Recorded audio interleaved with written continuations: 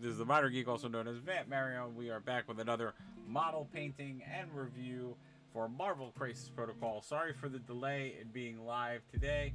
I had a little bit of a mechanical malfunction where I had to update a bunch of stuff. Very, very weird. But hopefully the folks that were here a moment ago will be back with us. Everything should be a-okay and in great shape. But we are back. Wanted to take some time to review a newer model on the block and do a paint of it. As we were talking about before I got thrown off the interwebs. We normally do Marvel Crisis Protocol videos on Monday nights. We normally do Games Workshop videos on Tuesdays, so a paint and model review. And I'm excited because we've been working really diligently and hard to get a lot of our terrain done. So we should be able to start doing some actual battle reports for Marvel Crisis Protocol. I'm just trying to work out the scheduling for that so we can get everybody in the building or virtually so we can actually do some campaign play. And I'm also waiting for a few other models, which are going to be some surprises, because I have a very unique, interesting idea for a custom campaign with some custom rules, which I'm going to work on. So, as always, please continue to give us that support. Thank you for the folks that do come back. I'm just going to give everybody a minute. Like I said, I hope everybody comes back to see us. I always feel bad when we have that interrupt. And I know people are used to me being on a 10, and my computer wasn't cooperating tonight. But we're going to be looking at Miss Marvel, one of the newer models. I want to shout out our sponsor for this video, Undiscovered Realms. You can check a link out to them in the video. So you can order Marvel Crisis Protocol things from them or other tabletop gaming needs. I get all my supplies, my painting, my brushes, and my models from them. So they have a wide variety of Marvel Crisis Protocol models. They have a ton of Games Workshop stuff, and of course the Citadel line of paints and brushes. But they also have other collectible card games, Funko Pops galore, other collectibles, and other collectible card games. So basically, and also board games, just regular board games. So they have a ton of stuff. So please check them out. They'll ship anywhere in the United States. They may even ship internationally, but I don't know if their shipping will be free. But without further ado, let's jump in. And for people that don't know what Marvel Crisis Protocol is, I'm not going to do a whole synopsis of it, but it is essentially a tabletop miniature game, which has objectives. So a small squad miniature game, which has objectives and points, and you play on a tabletop with some form of measuring, like you would with other things. Like if you're a Warhammer player, you may know things like Kill Team or Warcry. If you're a fantasy player, similar ideas, small squad based attacking, and it's pretty cool. Now, what's unique about this game is that terrain plays a gigantic role, and terrain is actually destroyable. It's usable. You can do different things with it.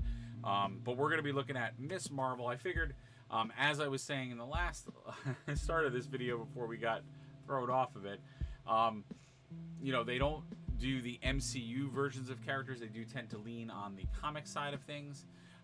So with that being said, they will try to do releases of characters or releases of products that are in line with what is going on in the Marvel sphere, whether that's Disney Plus shows or movies. But they had previously released a lot of Doctor Strange stuff. They've also released quite a lot of the Spider-Man stuff. So they haven't necessarily did many models for the new movies. They did actually release another Doctor Strange model, which is essentially, you call it Defender Strange and Cleo, if you know who that character is. And then they also released Moon Knight and Blade, which obviously tied into Moon Knight being on Disney Plus. So they are conscious of what is coming down the pike. and try to do releases for it. So I thought out of all the models I had that I hadn't painted yet or reviewed, I thought Ms. Marvel would be appropriate because I actually don't own She-Hulk, but they do have a She-Hulk model. But I know Ms. Marvel's show is also on the horizon. We've seen some official trailers of it. So I'm like, ooh, this would be cool. And she also brings to the table a different mechanic. And I'll explain a little bit about that as we go through it. So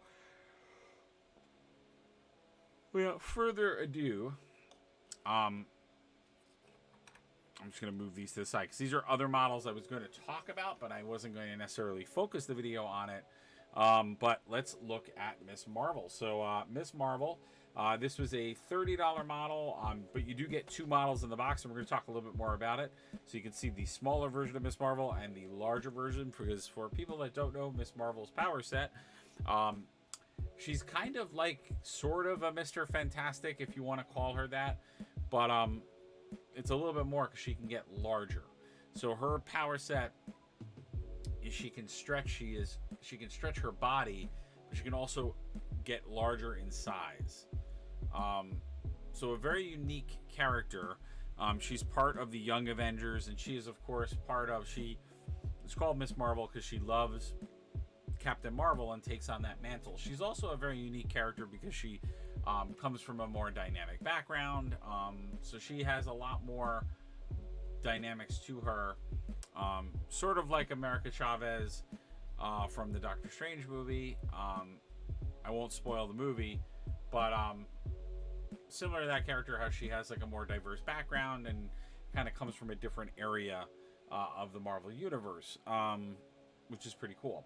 But you do get both models, and you can see here Kamala Khan was once a normal Pakistani American girl in New Jersey who had an obsession with the career of Carol Danvers, which would be Ms. Marvel, aka Captain Marvel.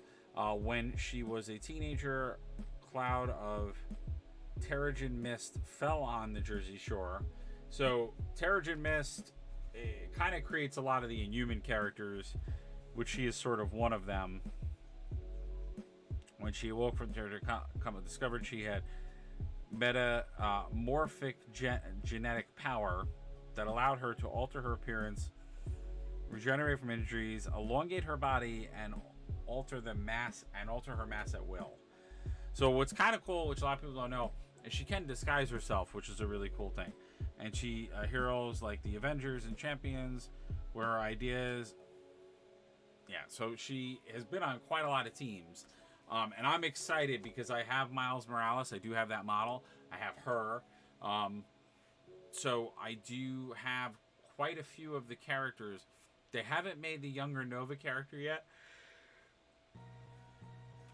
I do have Cyclops, but not the young version of Cyclops, or the past version of Cyclops, because it's really his teenage self from the past. And Totally Awesome Hulk, which is the Champions. I love that team. I think they're a great team. But she could be an Avenger, which is fun.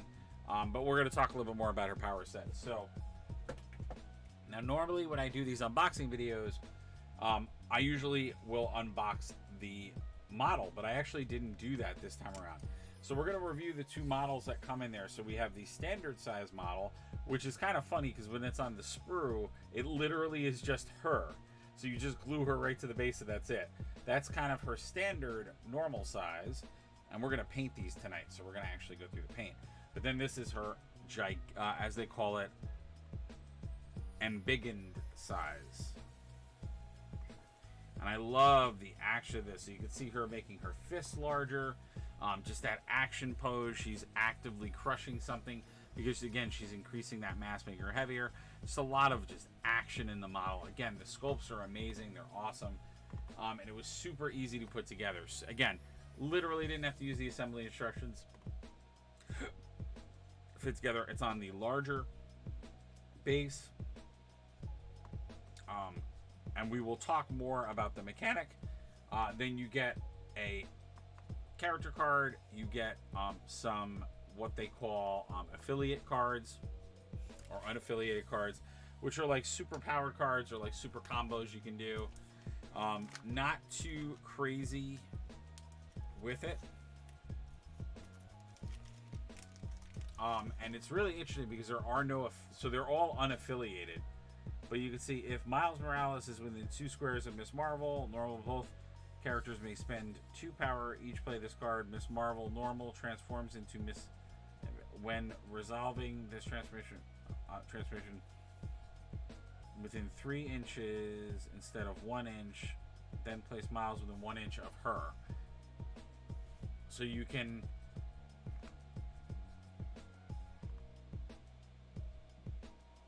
And we'll talk about why you'd want to do this, because it's actually cheaper to do this affiliation, and it allows you to move them in different ways.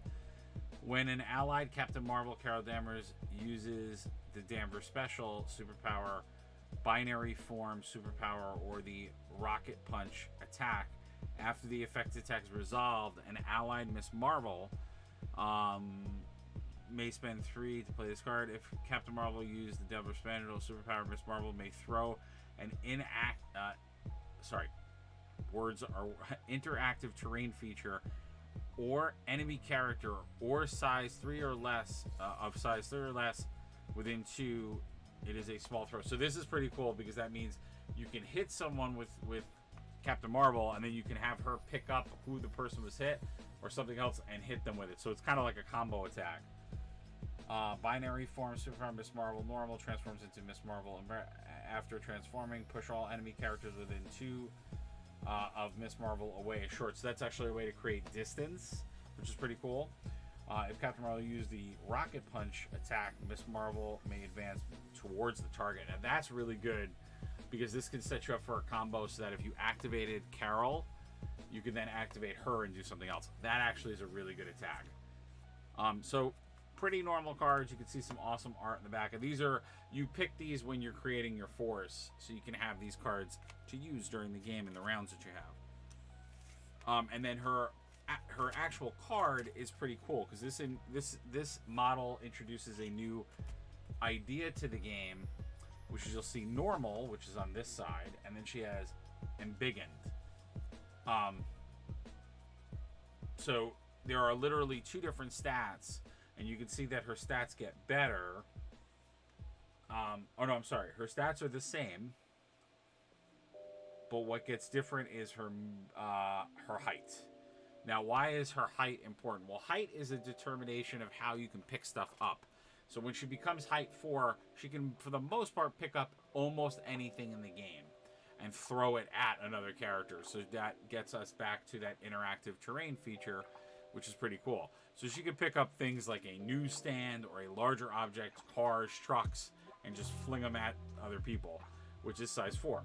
To give an idea of what is size 4 in the game, so they consider, and I will show this because we are almost done painting this, and I'll try to do it, but they actually consider a building, and just to put it in perspective, so you guys can see everything in scale, they consider a building,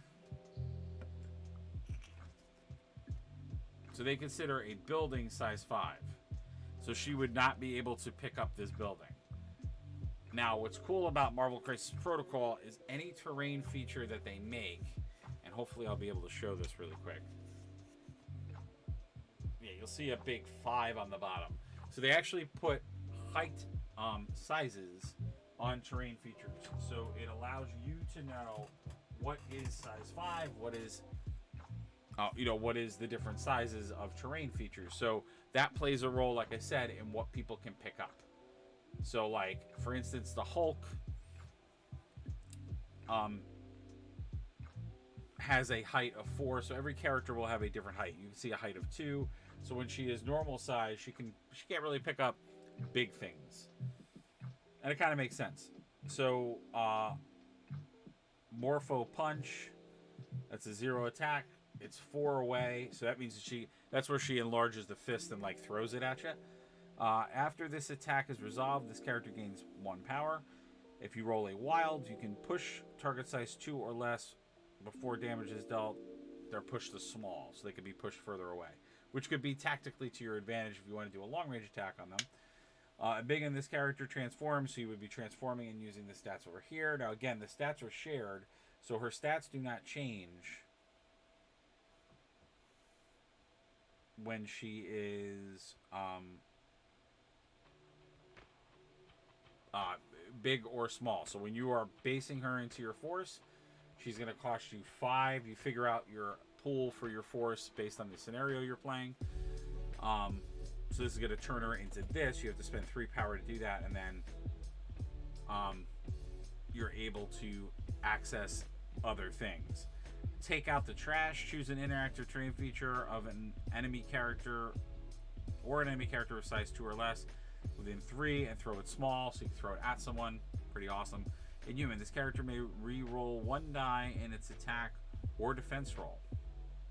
And she has immunity to poison because of her metabolic changes. So she's actually immune to poison, which is cool. High 5.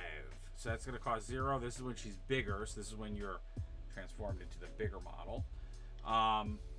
After this attack is resolved, this character gains power equal to the damage dealt. So not bad. You're rolling 5 dice versus 4.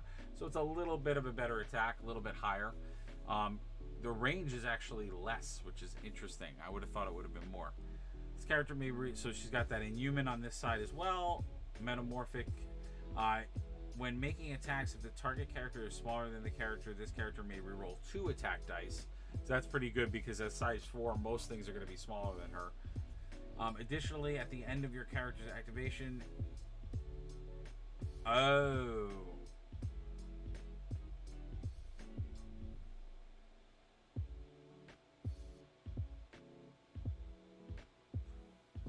Oh, so you always transfer. That's interesting. You always transform back to the norm.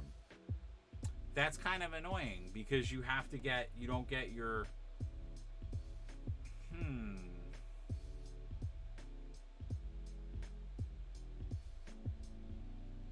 I mean, that's if you use when making an attack if the target character is smaller than this character.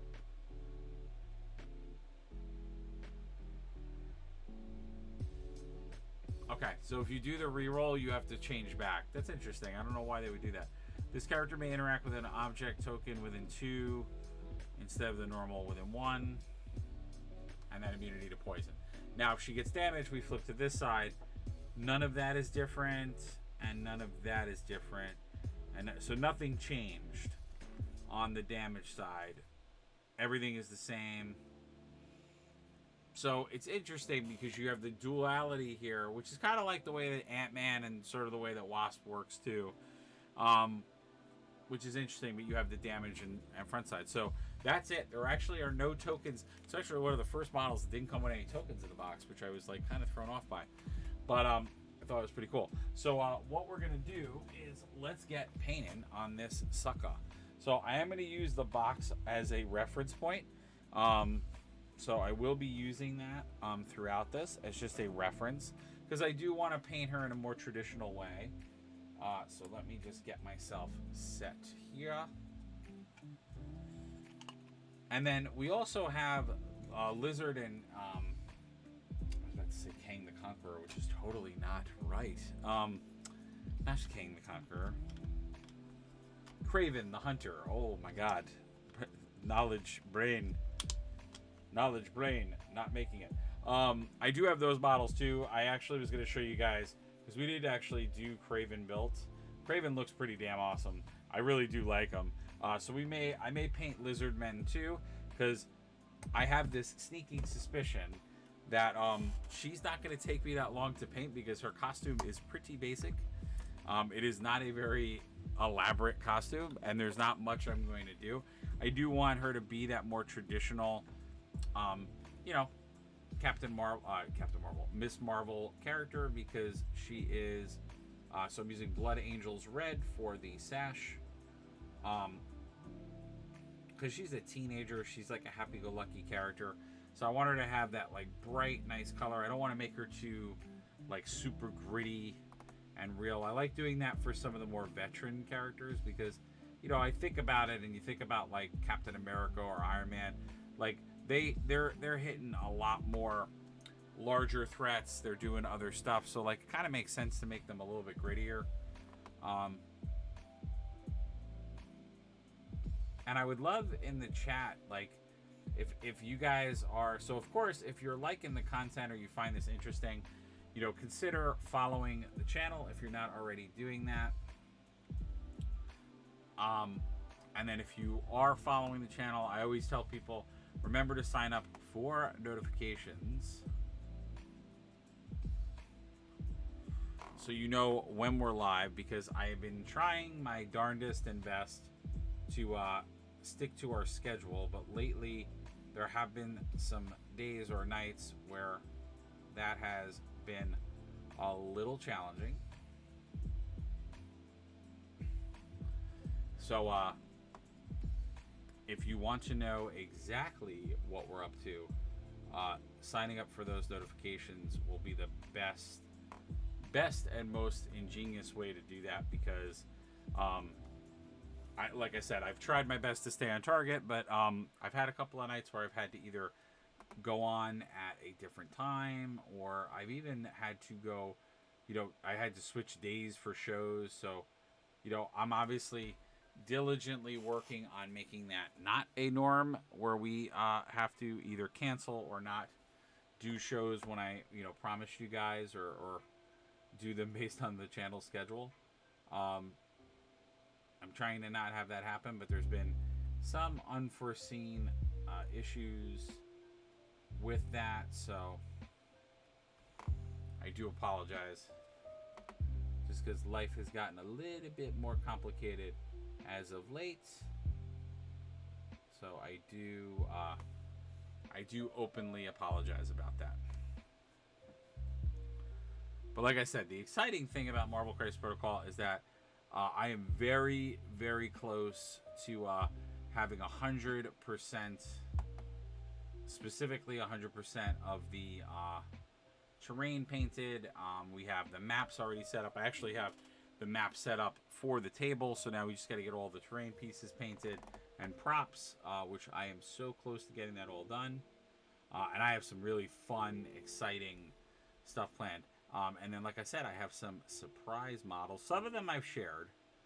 But I wanted to, since I think it's going to be really relevant in the next couple of films, I'm looking to do some amazingly cool custom content with multiverse in mind. So creating a if you will, scenario or storyline where a multiverse invasion is definitely happening.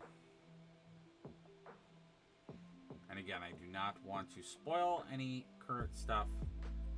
Although at this point, I mean, the Doctor Strange movie's been out for a little bit of time, but I want to try to respect and not spoil.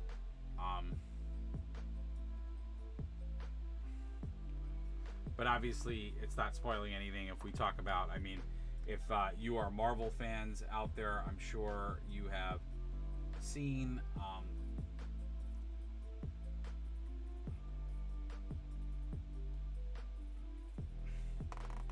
you've seen the Thor trailer. If you have not seen the Doctor Strange movie, I'm sure you've seen some of the trailers. So you know pretty well that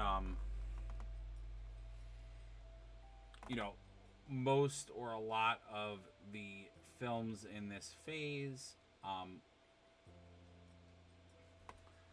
are referring to or are talking about the multiverse. So we are getting a lot more reference and play to the multiverse idea. So we're seeing that in a lot of films. So when I thought about content for Marvel Crisis Protocol, I was like, ooh, multiverse could be a lot of fun. But there was not a lot of they haven't really done a lot of the multiverse aspects of the comic books yet. They've done some stuff. We have Dormammu is a playable character in here, and there is a custom scenario that has to do with some dimensional pieces of things. So they do have that. They do have, of course, there is a Thanos piece, and They do have some gameplay that involves the Infinity Gems and the Infinity Gauntlet and all that. So there's a and what they do with Dormammu and they do with Thanos is that they have like a normal character card. So if you just want to play them and put them on your team, you can just play them as like normal cool characters, and then they have a different section of rules that you do more of a gameplay scenario, and then that is actually a 3-person scenario. So somebody plays the quote-unquote cosmic or larger character, and then there are multiple forces trying to stop that character. Now, for folks that don't know, of course, Miss Marvel's costume, since she is envious of Carol Danvers, not envious, since she is inspired by Carol Danvers and is obsessed with her prior to gaining her superpowers, when she becomes a superhero, her inclination is to honor her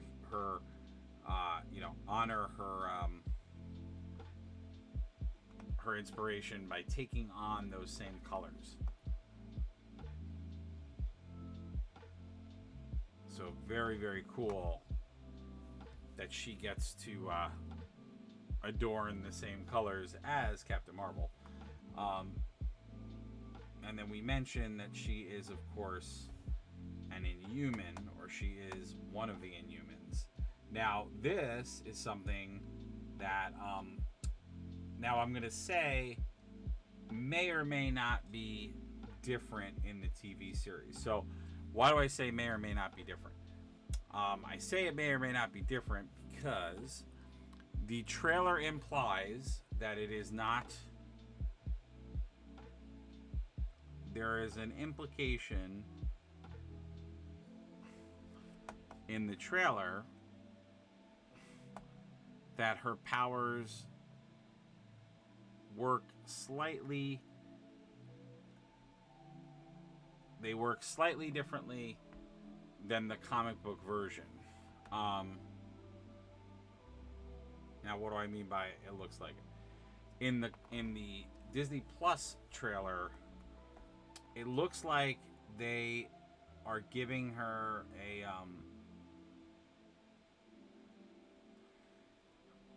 I've been saying like family heirloom, but it's like, so she does wear a bracelet in the comics and in other incarnations of her character, and I think what they're doing in the Disney Plus show is they're making the bracelet give her power. So it's not, she is still metaphysically changing her length of her limbs, or she's doing different things to them, meaning that this bracelet or heirloom is allowing her to do that, versus she is physically using her body because she's been genetically altered. Now, I say that the trailer implies that her powers may be different because I don't know if that's true. So what do I mean by that? Well, there's nothing in the trailer that hasn't said that there is some sort of accident that either imbues something with power or gives something power, or that she herself maybe has some predisposition that allows her to use it in a different way. So kind of similar to so if you think of Shang-Chi and if you saw that movie and you think about his relationship with the rings, yes, the rings are a mystical object, but he also has he also has an inherent ability or gift because of his lineage. So it may be something to that regard where maybe there was an accident, power was imbued into something or was imbued into this object, and then some natural disposition that she has. So it's sort of the same idea, because then it is like her biomechanic aspect will like trigger it. But I know a lot of people were like up in arms or like getting a little excited at the trailer because they're like, well, she it's not accurate to the character. And I'm like, I don't know if I'm agreeing with that. Now, because I've said this 1,000 times. I've said it on these channel, and when we paint and when we're like going over this stuff, you know, it's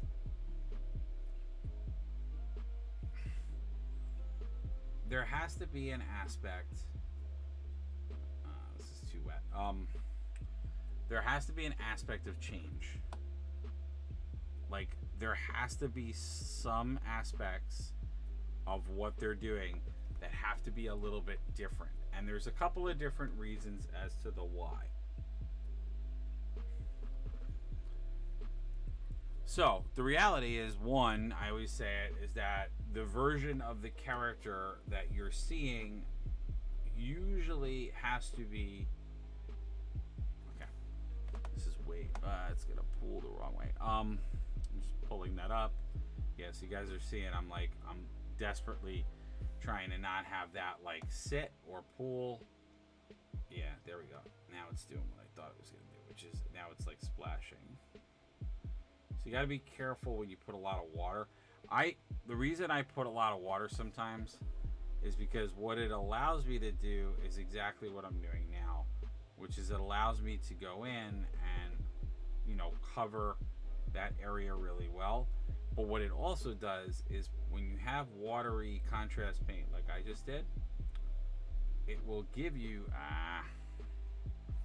it'll give you the ability to get a nice coat and take away a lot of your brush strokes. So now when this dries, it'll look more solid and it won't look as painterly.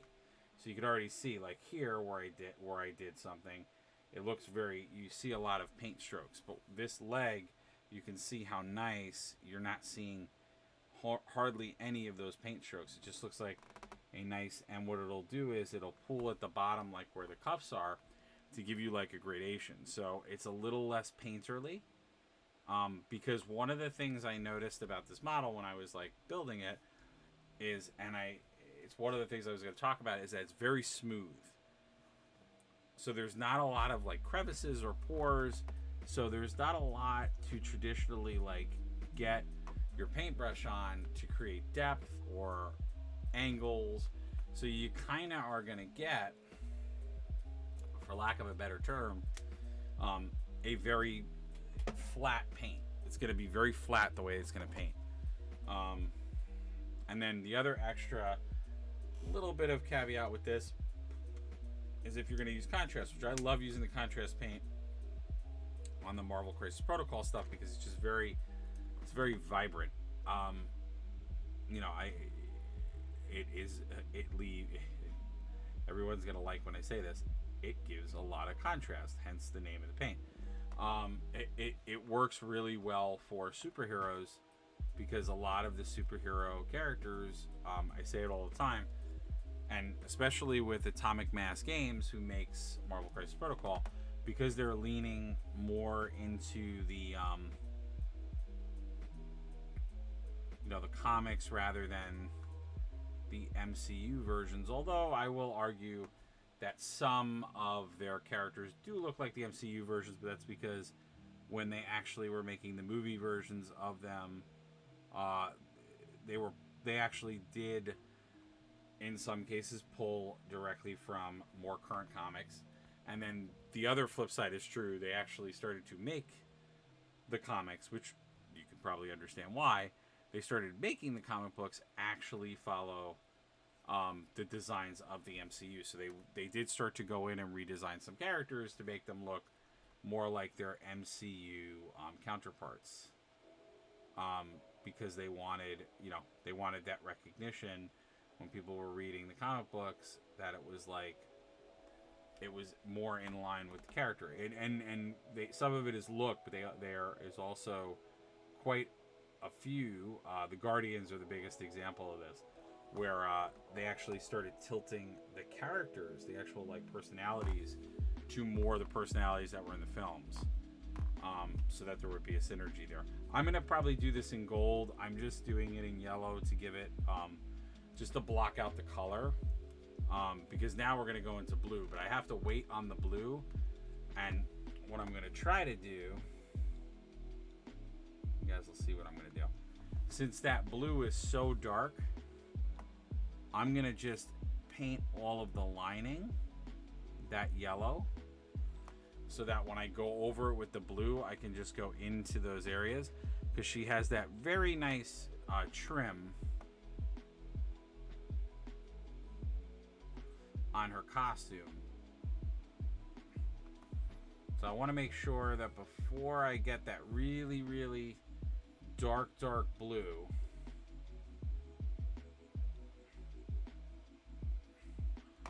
that I get all of that yellow trim in there.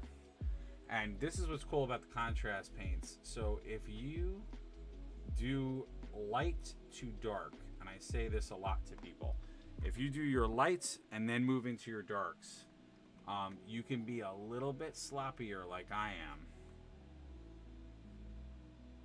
And then you don't have to worry about having the most precise paint job. Because then when you go in with that blue, you can clean up all of the stuff you're going to do. Now, what's going to also be interesting is that what I'm going to find interesting about this is that she does have a little bit of a darker skin tone, so it's going to be interesting to create that, because the Guilliman that I use, normally when it dries, it's kind of a mid-tone, but she's got a slightly darker complexion, so we're probably going to go over it a couple of times with that, just to make sure that I'm getting the right tone. So that's a little bit of an interesting challenge with this. Now, you'll notice I sort of go in phases with colors, and I do that on purpose, because the reason I do that the way that I do it is because if I do it in phases where I jump around with the colors, it works out really well, because then the color that I'm going for will more than likely, so like this yellow that I just did, I usually don't go right next to it, because it'll take a minute for it to dry. But this blue is so dark that it actually will be okay. And this is it's called Tela. I always forget this one. Telesar Blue. For my 40K players out there, if you want what I call this blue, Space Marines blue. Because that is exactly what it is. It is 100% Space Marines blue. Now, like I told you guys, I didn't think this model was going to take me that long, because she's literally like, all you're painting is you're painting three different colors.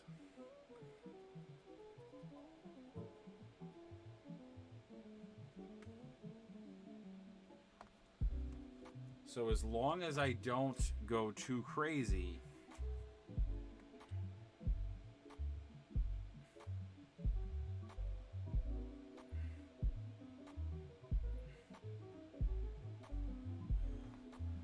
she should be a relatively quicker paint job. Now, things that I will do, which I will go over.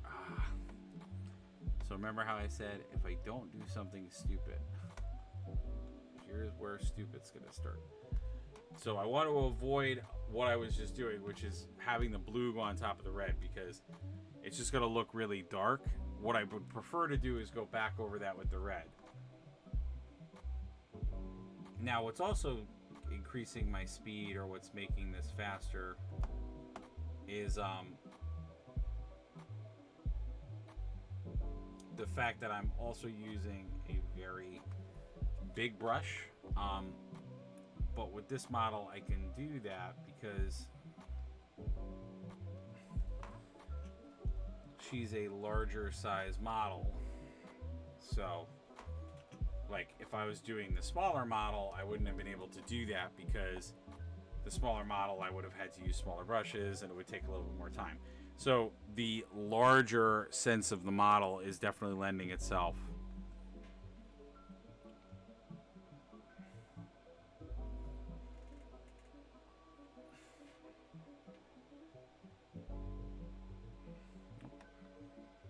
Now, same concept that I was doing down on the legs.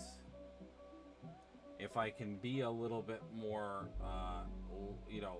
watery, and I can really produce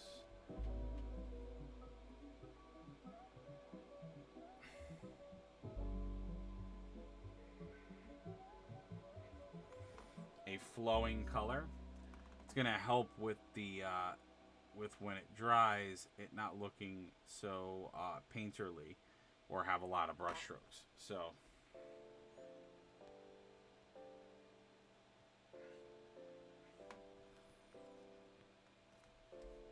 but you could see just with the impact of the color how like good she's starting to look. So, and again, I give all of the kudos and credit to Atomic Mass Games and the folks that they have doing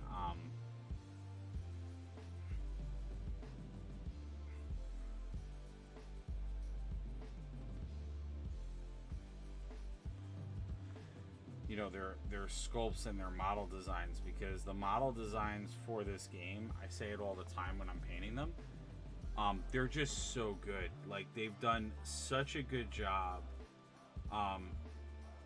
And I say it a lot too. You could tell that the guys that work on these really love Marvel. Like, they love these characters, they love the world. They really get what they're doing.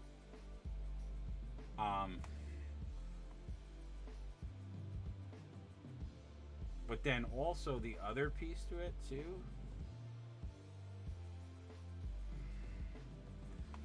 is that it's not only that they really get what they're doing, they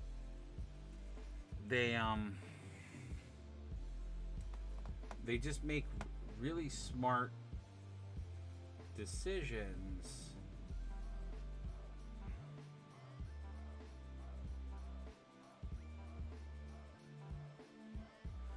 on, like, the model, the design.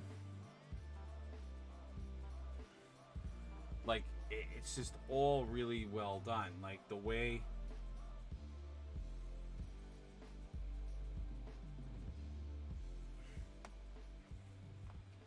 even the way that they do, like, the assembly, the way that they lay out their sprues,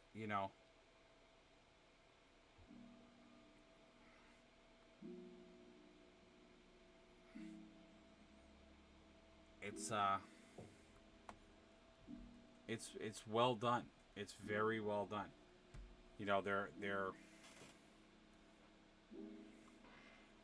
They take a lot of great time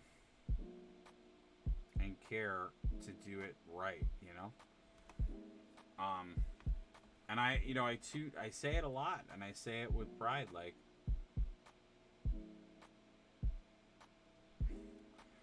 I don't know many companies where I can buy a model kit and not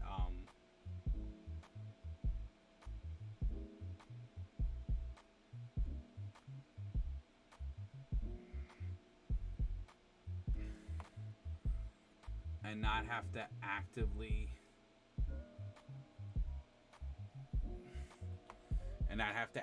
look at the assembly instructions. Like, I literally built her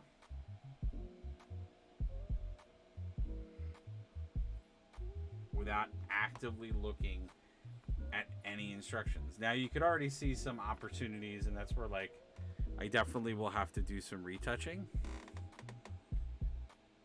But yeah, I didn't have to look at the assembly instructions at all. I just popped all of the pieces out of the sprue and just went to town building her. And it was like, I sat there and I was like, are you kidding me? Like I'm literally almost like I was done in like 10 minutes building her. And I'm like, that's unbelievable. You know, so they clearly understand the models and they understand the characters very well, and they do a great job even with the seams. Like they know how to hide model seams in costume seams, so I never feel like I have to do anything overly elaborate to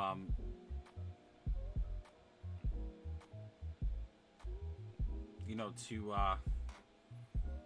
to make these models work. Like I'm not doing any kind of sealant or like any other kind of care to like get all my seams proper on this. Like I literally can just put my seams in,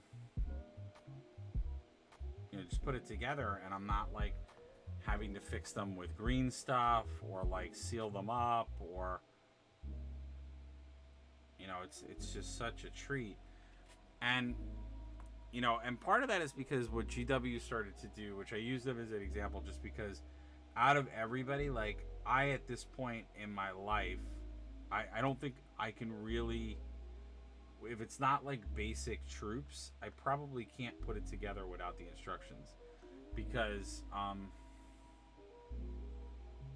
don't know, GW went in this direction where like they started making their models like really weird seeming. So it was like, and I think everybody out there who, you know, maybe does more GW models or like has some experience with some of their models, you know, you started to buy models and it was like they would have these like weird seam issues where it's like half of like you'd be building a figure and like half the face is on one side of something and the other half is there, and then you're like smushing these two things together to make like the torso, but it's like also connected to like a scenery piece that's in the behind of the model.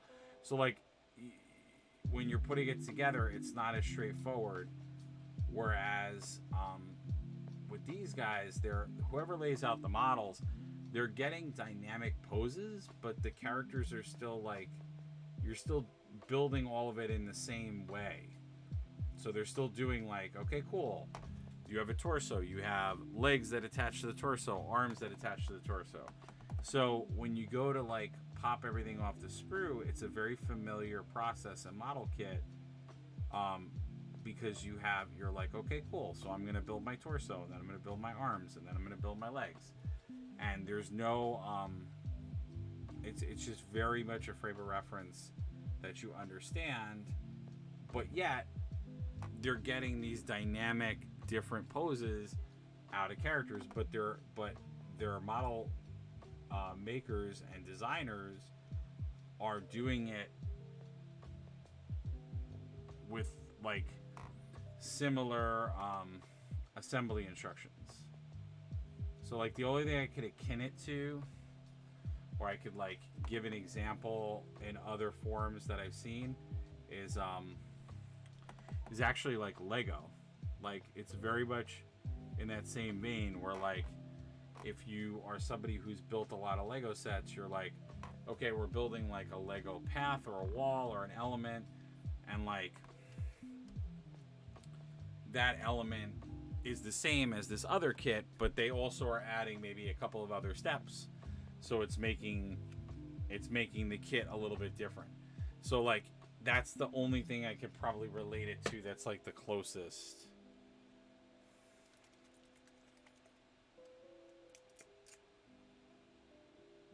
I think that's the best I could relate it to. But Yeah, it's just crazy how.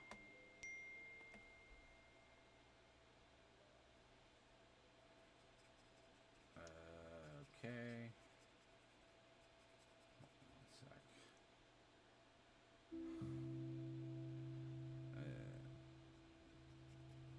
All right, so we're gonna do the street.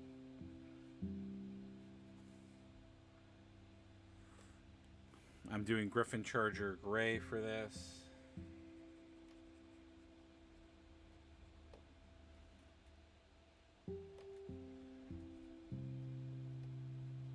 Which I that's kind of standard for all of my Marvel Crisis Protocol figures. I always do the sidewalk in that, and then I come in with another gray to sort of do all of the cracks and things like that, so we can punch those up a little bit better. But like I said, guys, this is a pretty fast model. Like, I have a good chunk of this painted. Because we had a little bit of a false start today, I'm gonna have to. We may have to cut this a little bit earlier than I wanted to. But like I said, we'll be back tomorrow with Warhammer stuff. Hopefully, I'll be able to start at the time that I have posted. I do have an event that I have to go to, so I don't know if that will mess with my timing. But we'll see. I honestly have so much going on that I probably will still be home at the time that I talked about.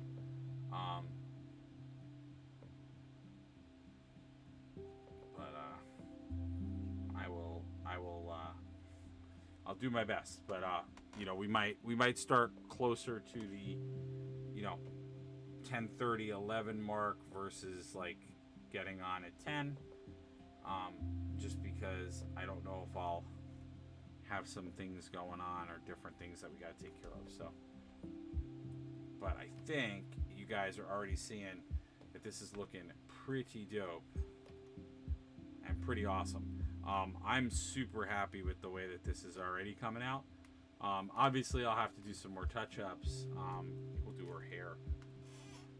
It's funny. I always say that I'm going to paint like 3 or 4 models, and I always seem to get through like one. It's funny, and I'm saying to myself, oh well, she's a simple paint, but she's got some nuance to her. Like, it's not as simple as just like, let's throw this down. Now I'm going to use snakebite leather for her hair, and I'll tell you why I'm going to do that.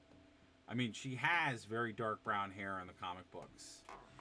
But there is another rationale or reason as to why I'm using such a harsh dark brown.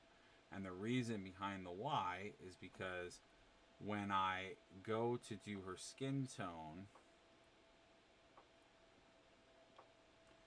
the fact that this brown will be a little bit harsher and darker will actually work to my advantage. Because then what's going to happen is it'll make me be able to bring up the skin tone lighter, like kind of start on a little bit of a lighter pathway, and then I can sort of darken it as I go to get the right tone for it. Because like I said, the straight Guilliman, if I just use Guilliman, which I tend to use for skin tones, it's not gonna be the right color.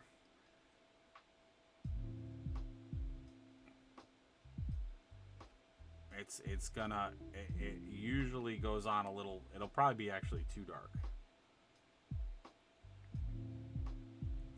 It's weird. It's like she's got,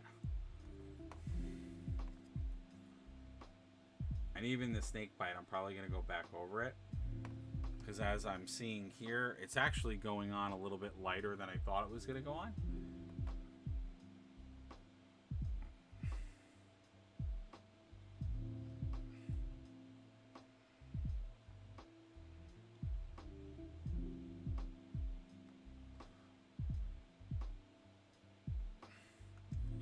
Now the hair is interesting because the way that they did it, it's not bad, but it's just very interesting because what it's doing is it's causing it. There's like all these like interesting strands that they did. I don't want that pulling to be like that.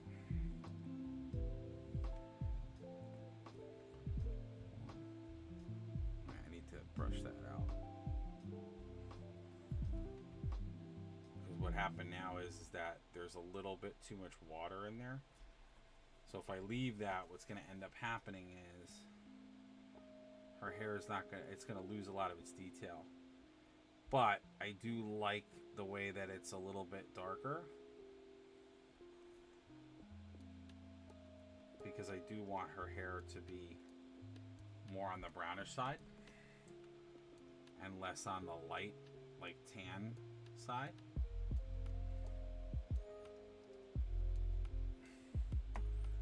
See, I always talk about this phenomenon, but what's happening to me right now is that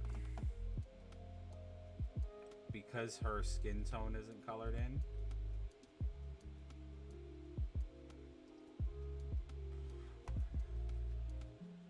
it makes the hair not look like it's done.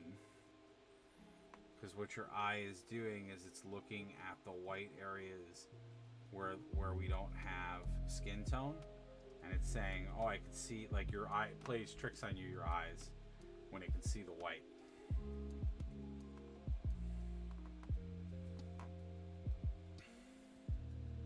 just want to make sure, there we go, that we get some of that out of there, but it's gonna dry nice. Now I'm probably gonna do a little bit of work on it just to like come in and probably lighten. Just give some like lightened areas to it, so it looks a little bit more interesting. But as of right now, it doesn't look bad. And sorry if this isn't on camera. I'm just trying to get like all of that blocked out, so the hair is blocked out, so I can go in and do the skin tone. And like I said, you have to do all of this in stages because it gets very, very difficult and hard. And I'm gonna have to go in with like a smaller brush and like do some of those angles and everything else to tighten it up, because this is just kind of a block just to get all the coloring. And I'm probably gonna go in with a couple little things just to punch up the lightning and some of the edging, so that'll all start to happen as we go through. But again, for a first shot and for a first session, which is only a little less than an hour now, very, very cool. Now, is this supposed to be... Oh, okay. I'm going to be a little fun with this because I want it to look a little different than other stuff. I'm going to make this look like there was some spray paint on this. Or there was like... Yeah, let's do something fun. So, this is supposed to be like a... What's the word? This is supposed to be like a divider. Like, you know, a construction thing. So what I'm gonna do is I'm just gonna make it look like they sort of spray painted it, so it was like for something else, and I'm just gonna put some lines in it.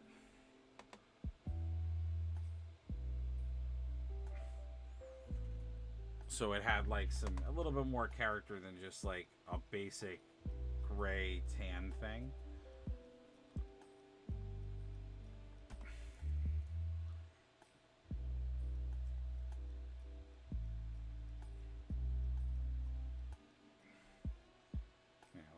So it's like, you know, like they took a stencil and maybe they spray painted on it. Just to make it look a little bit more interesting and fun.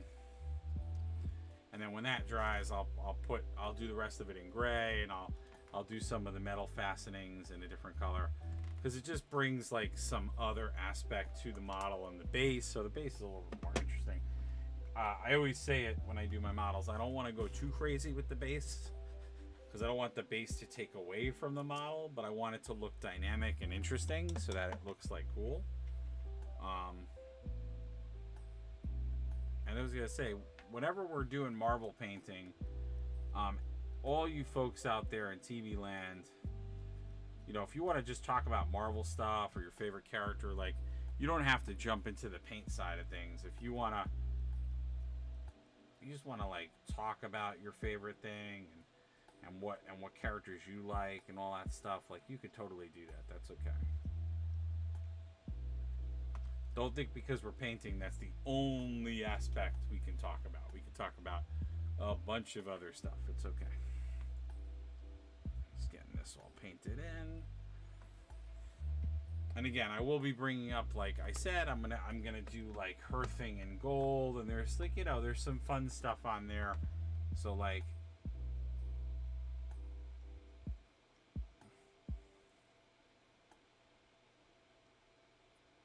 pretty sure the whole thing in the comics is gold, but I'm gonna have a little fun just to make it a little bit more ornate and interesting, because that's how I say it a lot with my models. Like, I always want my model to look interesting and fun. I like it to look, if I can, maybe a little bit different than the paint, the paint style or whatever. Like, I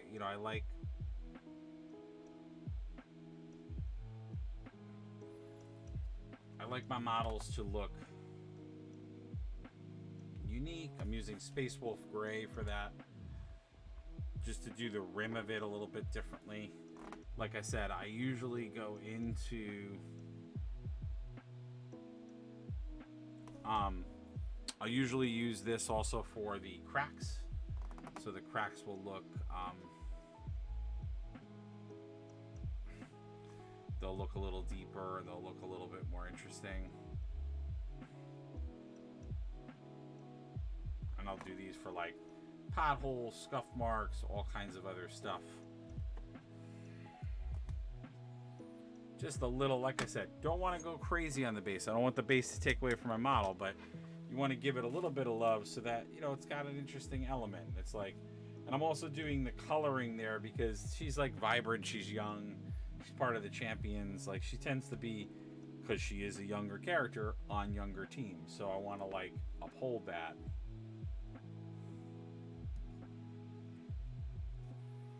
And then I'm going to use Apothecary White, which is a gray, for the rest of that divider.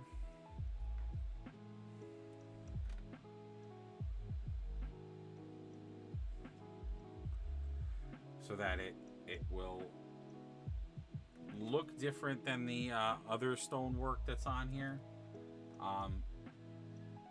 And then similar to all the other stuff I'm doing, if I feel like I want to punch up something, I will. So I might go into that crater and, pull some of the Griffin Charger Gray and just make the whole look a little bit more interesting, but just gonna lightly throw that in there. Like I said, usually I would wait a little bit to do this, but I'm being a little impatient. And why am I being a little impatient? The reality is, I'm actually really liking the way that this is coming out. So I kind of want to get it to a more finished product quicker, because she's coming out perfect. This is probably as good as it gets to a perfect paint. Like, I gave this a lot of thought. I kind of knew what I wanted to do as I was sitting down. So this worked out very well. But yeah, all the color choices are working out perfect.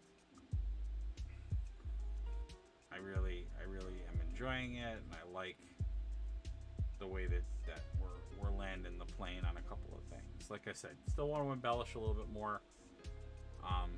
And I find that happens a lot when I'm doing models, and I get to maybe what I would say is a simpler paint or simple painted model. I tend to want to push it a little bit more, just because it's fun.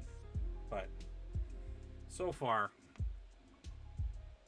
the push here is a good thing. So, because it's looking very, very good. Like I said, still have some metallic pieces to paint and other stuff. We got to do her skin tone, her mask, and then I got to just go in and touch up some stuff because it's not perfect. But you could already see that basic character emerging. But like I said, until I get those hands and those the head is the number one ticket item. Once you paint your head and you get pupils or eyes in there, the whole model changes. The whole model will change itself. Now, obviously, the smaller version of her is going to be like a 2-second paint, in the sense that, you know, it's going to be just the same pose and coloring, but we just have to do it with a smaller brush and get in there a little bit quicker. But yeah, so what I'm going to do is I think we may call it quits for tonight, just because I gotta be up semi early.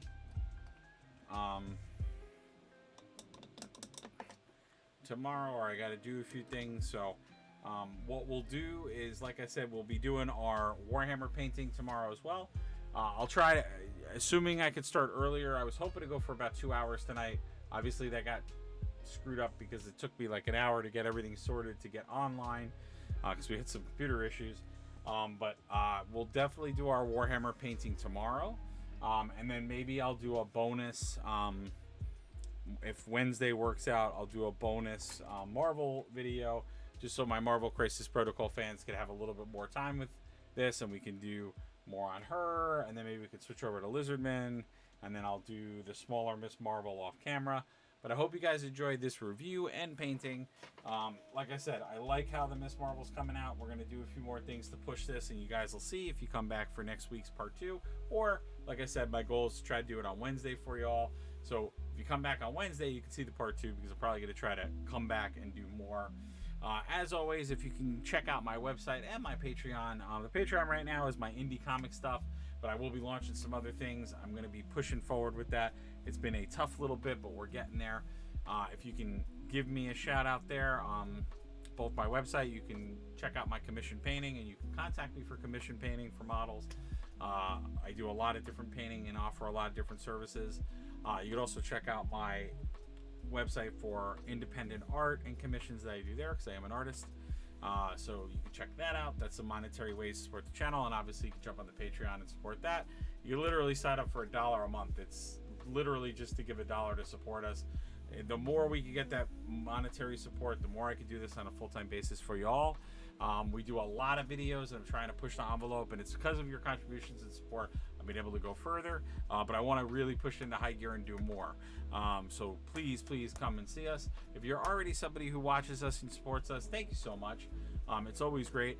My mission for you is to share this video with as many people as you can, because if you think others would like this content, have them come and watch it, and be an active member in our community. Come and chat, come and support us, come and talk to us.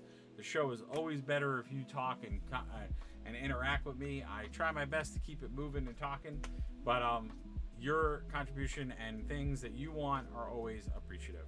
All right, take care, everybody. We'll see you tomorrow for some Warhammer painting, and we're gonna be definitely, I think we gave some 40K love the last couple, but I think we're gonna do more 40K. We're gonna do Tyranids, because we started painting a Tyranid, and I want to do a part 2 for that. So you guys will see me taking on my Tyranid horde, and checking out what that's like.